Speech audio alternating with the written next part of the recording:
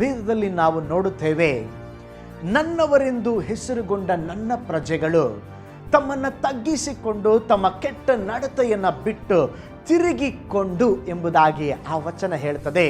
ಇದು ಪ್ರಖ್ಯಾತಿ ಉಜ್ಜೀವನದ ವಾಕ್ಯವಾಗಿದೆ.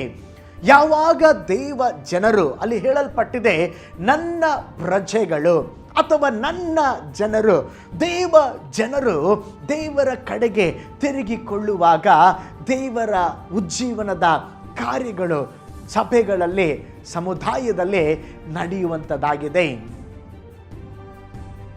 ಅದಕ್ಕೆ ಎಜ್ರನು ಹೇಳುತ್ತಿದ್ದಾನೆ, ನನ್ನ ಬಟ್ಟೆ ಮೇಲೆಂಗೆಗಳನ್ನು ಹರಿದುಕೊಂಡು ಸ್ತಂಭನಾಗಿ ಕೂತುಕೊಂಡೆನು. ಆದರೂ ನಮ್ಮ ದೇವರಾದ ಯೆಹೋವನು ಒಂದು ಕ್ಷಣ ನಮಗೆ ಪ್ರಸನ್ನನಾಗಿ ನಮ್ಮಲ್ಲಿ ಸ್ವಲ್ಪ ಜನರನ್ನು ರಕ್ಷಣೆಗಾಗಿ ಉಳಿಸಿ ಹಾಳು ಬಿದ್ದ ನಮ್ಮ ದೇವರ ಆಲಯವನ್ನು ತಿರುಗಿ ಕಟ್ಟಿ ಭದ್ರಪಡಿಸುವುದಕ್ಕೋಸ್ಕರ ನಮಗೆ ಉಜ್ಜೀವನ ಪ್ರಾಪ್ತವಾಗುವಂತೆಯೂ ಎಂದು ಉಜ್ಜೀವನಕ್ಕಾಗಿ ದೇವರನ್ನು ಕೋರುತ್ತಿರುವಂಥ ಎಜ್ರನನ್ನು ನೋಡಿರಿ.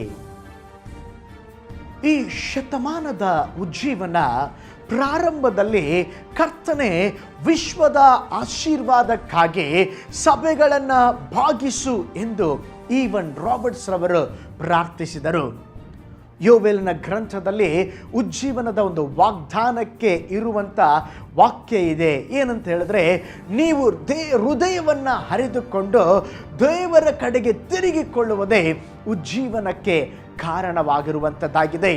ಯೆಶಾಯ ಬರೆದ ಪ್ರವಾದನೆ ಗ್ರಂಥ 57ನೇ ಅಧ್ಯಾಯ 17ನೇ ವಾಕ್ಯದಲ್ಲಿ ನಾವು ನೋಡ್ತೇವೆ, ದೇವರು ನಮಗೆ ಹಿಂಗಾರು ಮತ್ತು ಮುಂಗಾರು ಮಳೆಯನ್ನು ಕೊಡುತ್ತೇನೆಂಬುದಾಗಿ ವಾಗ್ದಾನ ಮಾಡಿದ್ದಾರೆ. ಈ ಹಿಂಗಾರು ಮತ್ತು ಮುಂಗಾರು ಉಜ್ಜೀವನದ ಮಳೆಗಾಗಿ ನಾವು ಪ್ರಾರ್ಥಿಸಬೇಕಾಗಿದೆ. 1949ರಲ್ಲಿ ನ್ಯೂ ಹೈಬ್ರಿಡ್ ದ್ವೀಪದಲ್ಲಿ ಉಂಟಾದಂಥ ಒಂದು ಉಜ್ಜೀವನವು ನಮಗೆ ಒಂದು ದೊಡ್ಡ ಪಾಠವನ್ನು ಕಲಿಸ್ತದೆ. ದೇವರೇ, ನೀನು ಯೆರೂಸಲೇಮಿನ ಭೂಮಿಯನ್ನು ಒಂದು ಸ್ತುತಿಗೀತೆಯನ್ನಾಗಿ ಮಾಡುವ ತನಕ ನಿನ್ನನ್ನು ಕೈ ಬಿಡುವುದಿಲ್ಲ ಎಂದು ಪ್ರಾರ್ಥಿಸಲಿಕ್ಕೆ ಅನೇಕ ಕ್ರೈಸ್ತರು ಕೂಡಿ ಬಂದರು. ವಾರಗಳು, ತಿಂಗಳುಗಳು ಕಳೆದವು, ಏನು ಸಂಭವಿಸಲಿಲ್ಲ. ಒಂದು ಸಾರಿ ಅದರಲ್ಲಿ ಒಬ್ಬ ಯೌವನಸ್ಥನು ಕೀರ್ತನೆ 24:3-5 ವಚನವನ್ನು ಓದಿ ಜನರನ್ನ ಪಾಪದ ಹರಿಕೆ ಮತ್ತು ಶುದ್ಧತೆಯ ಪ್ರಾರ್ಥನೆಯಲ್ಲಿ ನಡೆಸಿದಾಗ ಆ ಸ್ಥಳದಲ್ಲಿ ಒಂದು ದೊಡ್ಡ ಉಜ್ಜೀವನ ಉಂಟಾಯಿತು. ಆ ಉಜ್ಜೀವನದ ಮುಖಾಂತರವಾಗಿ ಸಾವಿರಾರು ಜನರು ದೇವರ ರಾಜ್ಯಕ್ಕೆ ಬಾಧ್ಯಸ್ಥರಾದರು. ನೀವು ಪಶ್ಚಾತ್ತಾಪ ಪಟ್ಟು ದೇವರ ಕಡೆಗೆ ತಿರುಗಿಕೊಂಡರೆ ದೇವರಿಂದ ನಮಗೆ ವಿಶ್ರಾಂತಿ ಕಾಲಗಳು, ಉಜ್ಜೀವನವು ನಮಗೆ ದೊರಕು ಹೋಗುವಂಥದ್ದಾಗಿದೆ. ಉಜ್ಜೀವನವು ಒತ್ತಾಯದ ಪ್ರಾರ್ಥನೆಗೆ ಉತ್ತರವಾಗಿದೆ. ದೇವರೇ, ನಿನಗೋಸ್ಕರ ಕಾದಿಕೊಳ್ಳುವವರಿಗೆ ಈಗ ನಿನ್ನ ಹೆಸರೆತ್ತಿ ಪ್ರಾರ್ಥಿಸಿ ನಿನ್ನನ್ನು ಆಶ್ರಯಿಸಲು ತ್ರಾಣ ತಂದುಕೊಳ್ಳುವವನು ಎಲ್ಲಿಯೂ ಇಲ್ಲ. ಯೆಹೋವನೇ, ಇವುಗಳನ್ನು ನೋಡಿಯೋ ಸುಮ್ಮನಿರುವೆಯೋ, ನಮ್ಮನ್ನು ಹೆಚ್ಚಾಗಿ ಕುಗ್ಗಿಸುವೆಯೋ. ಪೂರ್ಣ ಅಧ್ಯಾಯವು ಇದು ಉಜ್ಜೀವನದ ಪ್ರಾರ್ಥನೆಯಾಗಿದೆ. ಪಂಚಶತಮ ದಿನಕ್ಕಾಗಿ ಶಿಷ್ಯರು 10 ದಿನಗಳವರೆಗೆ ಪ್ರಾರ್ಥನೆ ಮತ್ತು ಸ್ತುತಿಗಳಿಂದ ತಮ್ಮನ್ನು ಸಿದ್ಧ ಮಾಡಿಕೊಂಡರು. ಪಂಚಶತಮ ದಿನದಲ್ಲಿ ಅವರು ಪ್ರಾರ್ಥನೆ ಮಾಡಿದಾಗ ಪವಿತ್ರಾತ್ಮನಿಂದ ತುಂಬಿಸಲ್ಪಟ್ಟರು. ಪ್ರೀತಿಯ ವೀಕ್ಷಕರೇ, ದೇವ ಮಕ್ಕಳೇ, ಉಜ್ಜೀವನ ಎಲ್ಲಿ ಉಂಟಾಗುತ್ತದೆ ಅಂತ ಹೇಳಿದ್ರೆ, ಎಲ್ಲಿ ಪ್ರಾರ್ಥಿಸುತ್ತಾರೋ ಅಲ್ಲಿ ಉಜ್ಜೀವನ ಉಂಟಾಗ್ತದೆ. ಎಲ್ಲಿ ಉಜ್ಜೀವನ ಉಂಟಾಗ್ತದೆಯೋ ಅಲ್ಲಿ ಪ್ರಾರ್ಥನೆ ಇರುತ್ತದೆ. ಹಾಗಾದರೆ ಉಜ್ಜೀವನದ ಮೊದಲನೆಯ ರಹಸ್ಯ ಪ್ರಾರ್ಥನೆ, ಎರಡನೆಯ ರಹಸ್ಯ ಪ್ರಾರ್ಥನೆ, ಮೂರನೆಯ ರಹಸ್ಯ ಕೂಡ ಪ್ರಾರ್ಥನೆಯಾಗಿದೆ. ಎಲ್ಲಿ ಪ್ರಾರ್ಥನೆ ಇದೆಯೋ ಅಲ್ಲಿ ಉಜ್ಜೀವನ ಇದೆ. ದೇವ ಮಕ್ಕಳೇ, ನಾವು ಪ್ರಾರ್ಥಿಸೋಣ, ಉಜ್ಜೀವನವನ್ನು ಬಯಸೋಣ. ಉಜ್ಜೀವನವನ್ನು ಬರುವಾಗ ದೇವ ಮಕ್ಕಳು ಸುಮ್ಮನೆ ಕುಳಿತುಕೊಳ್ಳೋದಕ್ಕಾಗೋದಿಲ್ಲ, ಅವರು ಸಹ ಪ್ರಾರ್ಥಿಸುವಂಥವರಾಗಿದ್ದಾರೆ.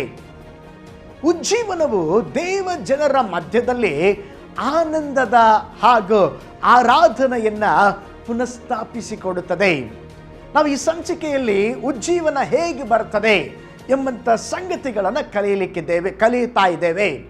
ಉಜ್ಜೀವನವು ದೇವ ಜನರ ಮಧ್ಯದಲ್ಲಿ ಆನಂದದ ಹಾಗೂ ಆರಾಧನೆಯನ್ನ ಪುನಃಸ್ಥಾಪಿಸಿ ಕೊಡುವಂಥದ್ದಾಗಿದೆ.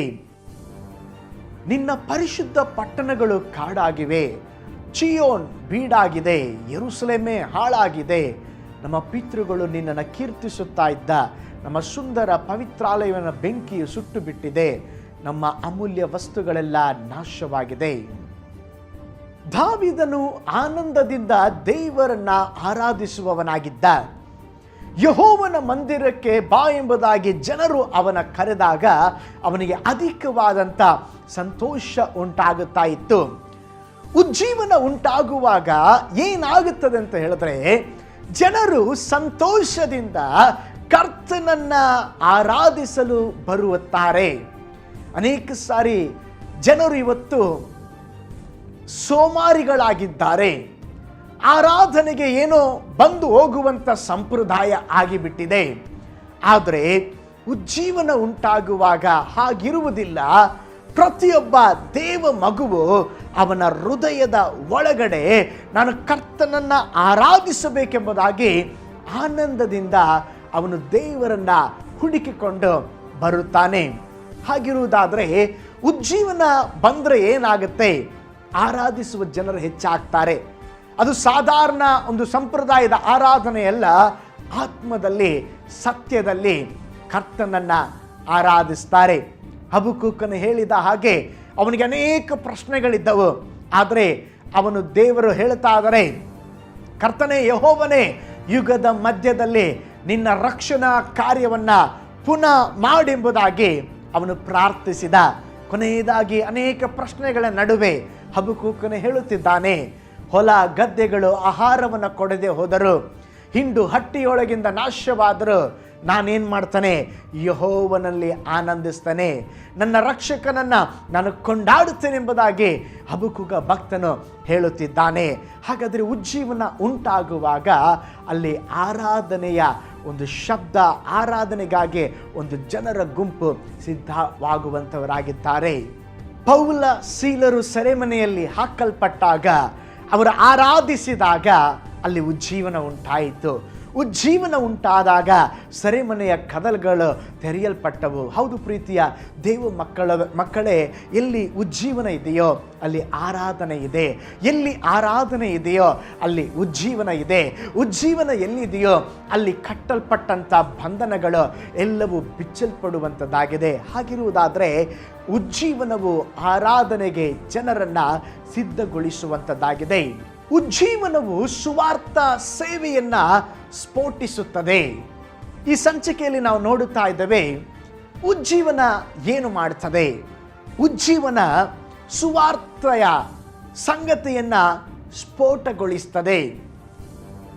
ಒಣ ಗಿಡಕ್ಕೆ ಹತ್ತುವ ಕಿಚ್ಚಿನ ಪ್ರಕಾರವು, ನೀರನ್ನು ಕುದಿಸುವ ಉರಿಯೋ ಬಾಧೆಯಲ್ಲಿಯೂ ನೀನು ಪ್ರತ್ಯಕ್ಷನಾಗಿ ನಮ್ಮ ನಿರೀಕ್ಷೆಗೆ ಮೀರಿದ ಭಯಂಕರ ಕೃತ್ಯಗಳನ್ನು ನಡೆಸಿ ನಿನ್ನ ನಾಮ ಮಹತ್ವವನ್ನು ನಿನ್ನ ಶತ್ರುಗಳಿಗೆ ತಿಳಿಯಪಡಿಸಿ ಜನಾಂಗಗಳನ್ನು ನಿನ್ನ ದರ್ಶನದಿಂದ ನಡುಗಿಸಬಾರದೆ.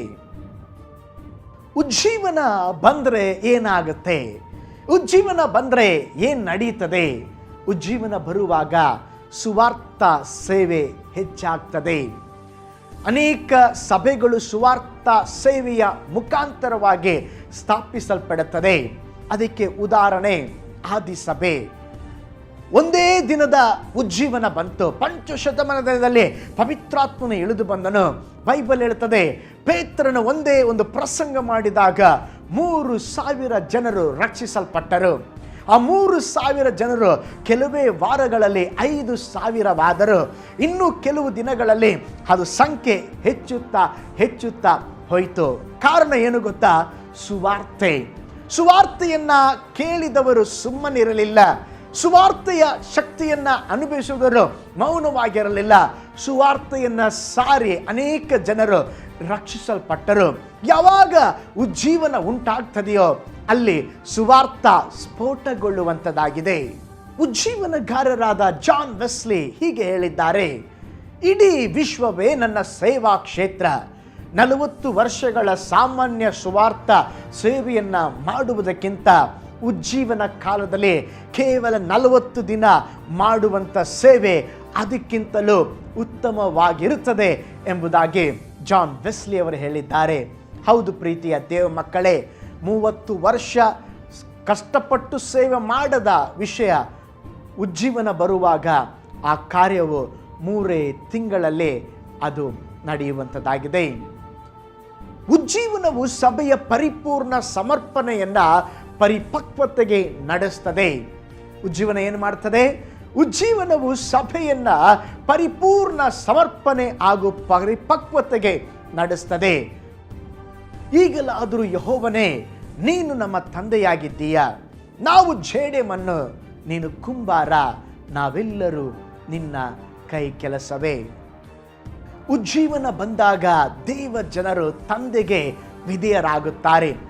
ಸೃಷ್ಟಿಕರ್ತನಿಗೆ ತಮ್ಮನ್ನು ಸಂಪೂರ್ಣ ಒಪ್ಪಿಸಿಕೊಡುತ್ತಾರೆ. ದೇವರ ಮೇಲಿನ ಪ್ರೀತಿ ಅತಿ ಶ್ರೇಷ್ಠವಾಗಿ ಇಹಲೋಕದ ಆಶಾ ಪಾಶಗಳು ಅವರಿಗೆ ಕೇವಲ ಅಲ್ಪವೆಂದು ಎನಿಸಲ್ಪಡುತ್ತದೆ. ಉಜ್ಜೀವನವು ಜನರನ್ನು ಮೆಚ್ಚಿಸುವುದಲ್ಲ, ಉಜ್ಜೀವನವು ದೇವರನ್ನ ಮೆಚ್ಚಿಸುವವರನ್ನಾಗಿ ಮಾರ್ಪಡಿಸುತ್ತದೆ. ಉಜ್ಜೀವನವು ದೇವರ ವಾಕ್ಯದ ಮೇಲೆ ಒಂದು ಹೊಸದಾಗಿ ಪ್ರೀತಿ ಉದಯಿಸುತ್ತದೆ. ದೂರದರ್ಶನದ ಮುಂದೆ ಗಂಟೆ ಕೂತು ಸಂತೋಷ ಪಡುವ ಕ್ರೈಸ್ತರು ಈಗ ಹಗಲು ರಾತ್ರಿ ಉಜ್ಜೀವನ ಬರುವಾಗ ದೇವರ ವಾಕ್ಯದಲ್ಲಿ ಆನಂದಿಸ್ತಾರೆ. ದೇವ ಜನರ ಅನ್ಯೂನ್ಯತೆ ಲೌಕಿಕ ಜನರೊಟ್ಟಿಗೆ ಮಾಡುವ ವಿನೋದ ಹಾಗೂ ಭೋಜನಗಳಿಗಿಂತ ಅವರು ಕ್ರೈಸ್ತ ಅನ್ಯೂನ್ಯತೆಯಲ್ಲಿ ಮುಂದಕ್ಕೆ ಹೋಗಲಿಕ್ಕೆ ಬಯಸ್ತಾರೆ. ಅವರು ದೇವರಿಗೆ ಬಯಸುವ ಎಲ್ಲ ಕಾರ್ಯವನ್ನು ಮಾಡುವಂಥವರಾಗಿದ್ದಾರೆ. ಹಾಗಾದರೆ ಇವೆಲ್ಲವೂ ನಿಜವಾಗಬೇಕಾದರೆ ಅದಕ್ಕೆ ಒಂದು ವಿಷಯ ನಮಗೆ ಬೇಕಾಗಿದೆ. ಆ ಒಂದು ವಿಷಯವೇ ಉಜ್ಜೀವನ. ಹಾಗಾದರೆ ಪ್ರೀತಿಯ ವೀಕ್ಷಕರೇ, ದೇವರನ್ನು ನೋಡಿ ನಾವು ಕೇಳೋಣವೇ, ಓ ಕರ್ತನೆ, ನೀನು ತಿರುಗಿ ನಮ್ಮನ್ನು ಉಜ್ಜೀವನ ಪಡಿಸುವುದಿಲ್ಲವೋ? ಪ್ರಿಯ ವೀಕ್ಷಕರೇ, ಈ ದಿನ ನಾವು ಉಜ್ಜೀವನ ಹೇಗೆ ಬರುತ್ತದೆ, ಎಲ್ಲಿಂದ ಬರುತ್ತದೆ ಎಂಬಂಥ 7 ಸಂಗತಿಗಳನ್ನು ನಾವು ನೋಡಿಕೊಂಡಿದ್ದೇವೆ. ನಿಮ್ಮ ನೆನಪಿಗೋಸ್ಕರವಾಗಿ ಇನ್ನೊಂದು ಆವರ್ತಿ ನಾನು ಪುನರಾವರ್ತಿಸ್ತೇನೆ. ಉಜ್ಜೀವನ ಹೇಗೆ ಬರುತ್ತದೆ, ಎಲ್ಲಿಂದ ಬರುತ್ತದೆ? ಉಜ್ಜೀವನವು ದೇವರಿಂದ ಬರುತ್ತದೆ. ಉಜ್ಜೀವನವು ದೇವರ ಪ್ರಸನ್ನತೆಯನ್ನು ವಾಸ್ತವಿಕರಿಸುತ್ತದೆ. ಉಜ್ಜೀವನವು ಯಾವಾಗಲೂ ದೇವ ಜನರ ಸ್ವಪರಿಶೋಧನೆ ಹಾಗೂ ಪಾಪದ ಹರಿಕೆಯನ್ನು ಹಿಂಬಾಲಿಸುತ್ತದೆ. ಉಜ್ಜೀವನವು ಒತ್ತಾಯದ ಪ್ರಾರ್ಥನೆಗೆ ಉತ್ತರವಾಗಿದೆ. ಉಜ್ಜೀವನವು ದೇವ ಜನರ ಮಧ್ಯದಲ್ಲಿ ಆನಂದದ ಹಾಗೂ ಆರಾಧನೆಯನ್ನು ಪುನಃಸ್ಥಾಪಿಸಿಕೊಡುತ್ತದೆ.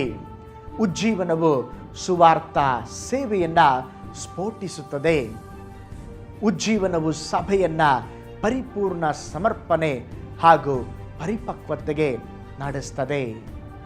ಉಜ್ಜೀವನವೇ ಪಕ್ಕನೆ ಬಾ, ನವೀರಾಗಿ ಬಾ, ರಭಸದಿಂದ ಬಾ, ಬಲವಾಗಿ ಬಾ, ಶಕ್ತಿ ತುಂಬಿ ಬಾ, ತೋರ್ಪಡಿಸುವಂತೆ ಬಾ, ತೆರೆದಂತೆ ಬಾ, ಸಂಪೂರ್ಣವಾಗಿ ಬಾ. ಓ ಉಜ್ಜೀವನವೇ, ನರಕವನ್ನು ಭಯಪಡಿಸಲು ಬಾ. ಓ ಉಜ್ಜೀವನವೇ, ಸಭೆಯನ್ನ ಮೈ ಮರೆಯುವಂತೆ ಮಾಡಲು ಬಾ. ಪ್ರಿಯ ವೀಕ್ಷಕರೇ, ಈ ಉಜ್ಜೀವನದ ಕಾರ್ಯಕ್ರಮ ತಮ್ಮೆಲ್ಲರಿಗೂ ಆಶೀರ್ವಾದದಾಯಕವಾಗಿತ್ತೆಂಬುದಾಗಿ ನಾನು ನಂಬುತ್ತಾ ಇದ್ದೇನೆ. ಮತ್ತೊಂದು ಉಜ್ಜೀವನದ ಸಂಚಿಕೆಯಲ್ಲಿ ಉಜ್ಜೀವನದ ಅನೇಕ ಸಂಗತಿಗಳನ್ನು ನಿಮ್ಮೊಂದಿಗೆ ನಾನು ಹೇಳಲಿಕ್ಕೆ ಬಯಸ್ತೇನೆ. ಅಲ್ಲಿಯವರೆಗೆ ನಿಮ್ಮ ಮೆಚ್ಚಿನ ಆಸರೆ ಟಿವಿಯನ್ನು ವೀಕ್ಷಿಸ್ತಾ ಇರಿ. ವಂದನೆಗಳು. ನಾನು ನಿಮ್ಮ ಸಹೋದರ ಪೌಲ್ ಜಾಯ್.